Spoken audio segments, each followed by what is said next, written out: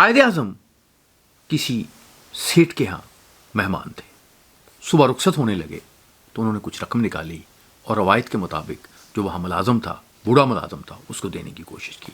ملازم نے وہ رقم واپس کر دی. قائد اعظم نے رقم کو بڑھایا، دی، ملازم نے پھر واپس کر دی.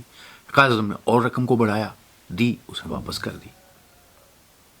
تو اس نے پوچھا کہ آپ کیوں یہ رقم نہیں لے رہے ہیں؟ تو اس جو بوڑھے ملازم نے جواب دیا، اسی میں آپ کو پاکستان کی کامیابی کی روح ملتی ہے.